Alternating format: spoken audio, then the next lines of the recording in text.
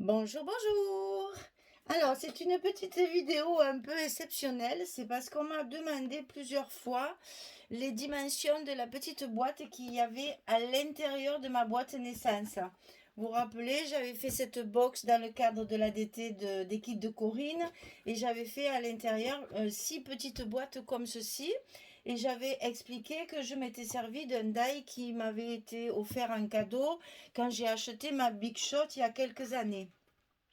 Donc, pour remercier toutes ces personnes qui me le demandent, je reconnais que moi, je ne me suis pas cassé la tête. J'ai pris mon die et pouf, pouf, pouf, mouline que tu moulineras et ça te fait des boîtes sans se fatiguer. Et franchement, c'est très bien. Alors, pour celles qui n'ont pas ça et qui veulent faire ces petites boîtes qui sont de format assez pratique, parce que même, je pensais pour le calendrier de l'Avent, ça serait certainement très très pratique parce qu'il rentre un œuf Kinder dedans complet. Donc elles sont quand même assez grandes et pour faire des calendriers, c'est peut-être pas plus mal. Alors donc je prends une feuille A4, hein. C'est vraiment sur du A4 et donc je pose mon die, je le passe dans la machine et il me sort ça. C'est pas magique, c'est trop bien. Et du coup, j'ai des chutes pour faire du tamponnage après si je veux. Alors, pour que vous puissiez la faire sans avoir le die, j'ai marqué toutes les dimensions. En fait, c'est un cube, hein, c'est un cube avec un couvercle. Donc, dans un premier temps, il faut ici, alors c'est des mesures évidemment américaines, puisque le die, ben forcément, c'est pas français, n'est-ce pas? 6x, hein, voilà. Donc, si c'était en pouces, oh, ça fait même pas ça. Je préfère vous le donner en centimètres parce que moi, ces pouces, si ça avait tombé juste encore, mais bon. Donc là, ce sont des côtés de 6 centimètres 6. Donc ici, il y a 6 centimètres 6. Donc vous marquez sur votre feuille la partie 6 centimètres 6. Ici, pareil. Donc ici, il y a 6 centimètres 6. Ici, il y a 6 centimètres 6. Et ici, il y a 6 centimètres 6. Donc toute la partie centrale ici, elle n'est pas difficile. Il y a juste après le couvercle que je vais vous donner les dimensions puisqu'il est un petit peu plus grand. Donc ces 5 parties-là, 1, 2, 3, 4, 5, elles font 6 sur 6. Oh, c'est pas facile à dire ça, hein. Donc ce sont vraiment les petits côtés du cube, hein, pour fermer notre boîte en fait. Donc la partie du fond, les 2 parties de côté et les 2 parties de l'autre côté. Sur les parties de côté ici, il y a des petites languettes ici de 1 cm. C'est pour après fermer la boîte, je vais vous montrer. Donc sur les parties latérales, on va dire de droite, de gauche et de droite, on fait une languette de 1 cm et on arrondit ici, hein, pour que ce soit plus facile à manipuler. Quand vous allez le plier, on fait toujours des petites encoches ici, hein, ici et ici. Et ici, vous arrondissez également au pliage, comme ça on ne voit pas les angles. Donc ça, c'est pour la boîte. Ensuite, pour le couvercle, alors je vais remesurer comme il faut. Donc c'est 6,9. Et on vérifie l'autre côté quand même. On ne sait jamais. C'est pareil. Donc 6,9 ici également. Ça ne marche plus. Donc voilà, pour le couvercle, c'est-à-dire la dernière partie de votre partie centrale ici, hein. Donc ça c'est la boîte. Ici, c'est le couvercle. Donc le couvercle, il est un petit peu plus grand, bien entendu, pour fermer la boîte. Donc le couvercle, il fait 6,9 sur 6,9. Donc quand vous avez tracé votre boîte ici, il faudra rajouter 3 mm, c'est-à-dire 1,5 mm de chaque côté, hein. Ça fait 6,6, ça fait 6,9. Donc on rajoute 1,5 mm ici et 1,5 mm ici. C'est pas difficile, il suffit de centrer. Vous prenez le centre ici à 3,3 et après vous faites votre mesure, hein. Mais bon, 1,5 mm de chaque côté, c'est pas difficile. Et donc là aussi, bien entendu, c'est un carré, donc 6,9 sur 6,9. Et les languettes ici, elles font 2 centimètres. Donc, il y a la languette tout le long ici, la languette tout le long ici, et la languette ici en bas. Et ici, on fait les encoches, toujours pareil, pour pouvoir les plier après. Quand vous avez fait votre dessin, bien sûr, il faut découper, hein, parce que là, malheureusement, il n'y a pas le choix. Il faut prendre ses ciseaux et son courage à deux mains et découper toute la forme. Donc, la partie boîte avec les languettes ici, la partie couvercle avec les languettes ici. Et ensuite, il n'y a plus qu'à plier. Alors, vous marquez vos pliures pour que les pliures soient bien propres. N'oubliez pas de bien marquer vos pliures. Moi, bien entendu, elles sont marquées puisque le die marque les pliures.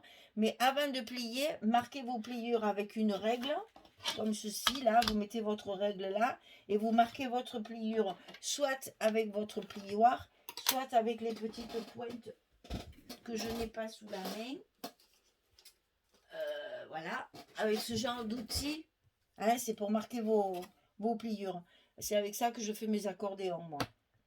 Donc, quand toutes vos pliures sont marquées, c'est-à-dire ici, ici, on va commencer par les horizontales, ici et ici tout le long, même la languette. Et après, vous avez les verticales, donc ici, ici, ici et ici. Et après, il n'y a plus qu'à plier. Alors, une fois que vos pliures sont marquées, n'oubliez pas qu'une pliure marquée, ce n'est pas une pliure bien faite. Il faut à tout prix passer son plioir pour que la pliure soit bien nette. Que ça ne... Bon, attention de ne pas trop appuyer pour ne pas casser le papier quand même. Mais bon, il faut quand même bien... Voilà. Il faut que ça soit bien plié pour que vos pliures soient bien marquées droite, je ne sais pas comment expliquer, des pliures fines, voilà, qui n'y ait pas d'épaisseur. Sinon après, vous allez être embêté pour le collage. Donc on plie tout, hein, toutes nos pliures marquées, avant de commencer l'assemblage. Mais faites-le d'une pièce comme ça, parce que c'est plus facile d'une part, et au moins il y a tout qui tient ensemble. Et ensuite, c'est plus facile à expliquer. Donc, de toute façon, ça rentre dans une page A4. Hein. Voilà, toutes les pliures sont marquées. Alors, moi, ce que je fais, c'est que j'utilise du scotch pour que ça aille plus vite pour le collage. Alors, le scotch ici, sur les languettes. On va faire ça. Alors là, c'est du 1 cm. Donc, je vais mettre du 6 mm. Bon, si vous voulez mettre la colle, hein, il n'y a pas de problème. Hein. Ça, c'est un choix de chacun. Moi, je fais ça pour que ça aille plus vite.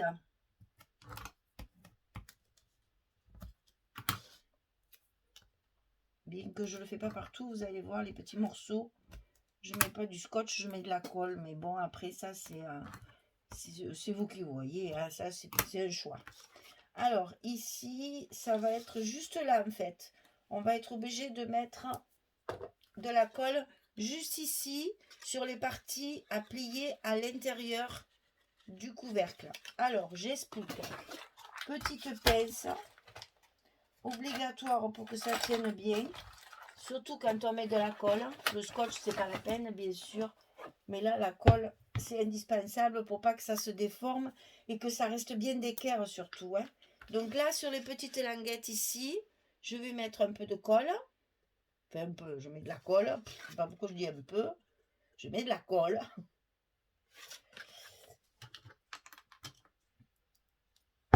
Et donc, je vais mettre en place mon couvercle de façon à ce que mes arêtes ici soient bien d'équerre. Il faut que je sois bien aligné. Ni que ça dépasse de l'extérieur, ni que ça soit trop rentré à l'intérieur.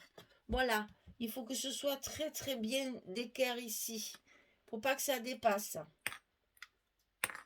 J'essaye d'appuyer un petit peu plus quand même avec mes doigts. Parce que ça, c'est l'inconvénient de la colle, n'est-ce pas? Et après, ben moi, je mets des petites pinces pendant le séchage, pendant que je monte le reste de la boîte. Comme ça, je suis sûre que ça ne bouge pas. Voilà. Le couvercle, là, il est terminé. Ensuite, on va faire la boîte. Alors, pour faire la boîte, on va plier d'abord cette partie-là. Donc, on va enlever le scotch, fait la protection de ce côté. Et on va faire pareil. On va bien aligner de façon à ce que ma partie à coller ici soit bien d'équerre avec ma languette. Et je fais pareil de l'autre côté. Voilà, je mets ma languette dedans, bien sûr. Comme ça ne se voit pas, ça fait une boîte bien propre. Et voilà, mes arêtes, elles sont bien bord à bord. Alors ensuite, il reste à faire ceci. C'est le plus délicat, on va dire. C'est pas difficile, mais c'est délicat. Alors, on va enlever, j'espère que vous voyez bien ce que je fais là. On va enlever un côté.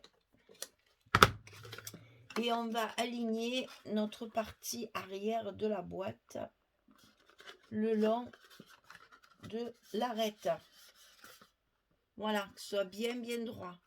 Et on fait pareil de l'autre côté, bien sûr. Hein, on ne va pas la laisser bancale, cette pauvre boîte. Pour qu'elle soit bien jolie et bien finie. Et ici, pareil, on aligne sur l'arête.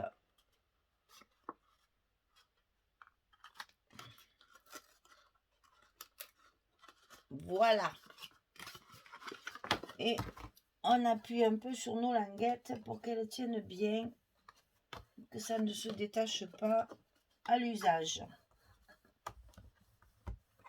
Voilà. Alors, une fois que ça c'est fait, eh bien, notre boîte, elle est terminée. Alors, vous voyez qu'il n'y a rien de bien sorcier. Vous pouvez vous amuser à en faire pour plusieurs occasions. Et voilà, la boîte est terminée. Alors là, quand elle est comme ça, elle ne tient pas très bien fermée. Hein, vous voyez. Mais il faut penser qu'après, il y a le papier fantaisie par-dessus. Vous voyez, celle-là ne s'ouvre pas. Et pourtant, il n'y a rien, il n'y a pas de... Il n'y a pas d'émail, il n'y a rien du tout. Hein, et elle tient très bien fermée. Pensez que là, après, bien sûr, il y a toute l'épaisseur des papiers qui vont après, évidemment, tenir le couvercle. Ça force pas, mais ça freine. Voilà. Et du coup, ça reste bien fermé. Il n'y a pas de souci. Vous voyez que la boîte, j'ai rien mis de spécial. C'est exactement la même chose. Et quand je la ferme, eh bien, elle tient fermée parce qu'il y a l'épaisseur des papiers et le poids du papier dessus sur le couvercle qui va donc faire effet aussi pour bien la fermer. Voilà, mesdames, c'est tout simple. Une toute petite boîte qui va pouvoir vous servir, je suis sûre, à plein d'occasions. Et justement, moi, je pensais au calendrier de l'Avent parce que j'en ai déjà fait avec des boîtes comme ça. Et au moins, elles sont toutes faites. Vous savez, on peut les coller. Attendez, que je vous montre ça comme il faut quand même. Voilà. On peut les coller verticales pour pouvoir les ouvrir comme ceci pour un calendrier de l'Avent, par exemple. Hein. Et vous mettez vos numéros ici. Donc ça s'ouvre et on peut attraper ce qu'il y a à l'intérieur. On peut également les mettre à plat, bien entendu, les unes à côté des autres. Et moi, ce que j'ai eu fait aussi, c'est vrai que c'est calendrier de l'Avent, il faudrait que je vous en sorte un ou deux. Ce que j'ai fait aussi, c'est que je les avais aussi, ben oui, entassés comme ceci, de façon à ce que le couvercle, c'est comme ça, de façon à ce que le couvercle soit dessus, enfin devant. Alors que je ne fasse pas de bêtises, voilà. Je les ai entassés comme ceci, tac, pour faire une petite pyramide. Et ça faisait comme un sapin de Noël. Et on peut ouvrir aussi également par devant. Voilà, je vous ai tout dit. Vous n'avez plus qu'à la décorer et à y trouver une utilité. Si vous la faites avec un papier assez fort, un gros, comment dire, quelque chose de pas... une boîte de biscottes, de céréales, ce genre de truc, vous pouvez très bien le faire avec ça. Et à ce moment-là, elles sont excessivement solides. Parce que moi, au début, avant d'avoir les Soluscrap, là, au début, quand on se monte, on a tellement de choses à acheter qu'évidemment, on n'a pas le budget pour acheter ces belles boîtes de Soluscrap. Hein. Maintenant, on peut très bien faire tout ça. Vous voyez ? Voilà, ça peut vous servir sur votre bureau pour ranger toutes vos petites bricoles dont on a besoin tout le temps et qu'on va chercher sans arrêt pour les créations. Voilà, vous voyez que ces petites boîtes, elles ont des utilités totalement à vos créations, hein, débrouillez-vous, ça c'est la tête qui marche, là, vous pouvez très bien en faire, à les mettre les unes à côté des autres, mettre des rubans dedans, enfin, etc., etc., ranger vos dentelles, etc., c'est vraiment, enfin, moi j'en ai même dans ma salle de bain pour ranger mes petits bijoux fantaisie. C'est vrai qu'avec un bon support, hein, comme je vous dis, les paquets de biscottes, les boîtes là, toutes ces boîtes en carton qu'on jette inutilement d'ailleurs, pas besoin de mettre tout ce carton dans la... C'est impressionnant tout ce qu'il y a comme carton maintenant. Pour ce que soi-disant un développement durable, hein, voilà. Allez, ça c'était juste la minute écolo du moment. Donc voilà, avec un carton un petit peu épais, ça, les petites boîtes, elles sont très utiles pour mettre énormément de choses dedans. Tout ce que vous voulez ranger. Voilà, c'était une question que j'avais eue sur YouTube. Pour expliquer ça par écrit, c'était pas possible, donc j'ai fait ma petite vidéo. Je vais vite la télécharger pour qu'elle paraisse le plus rapidement possible. Merci beaucoup. À très bientôt. Au revoir tout le monde.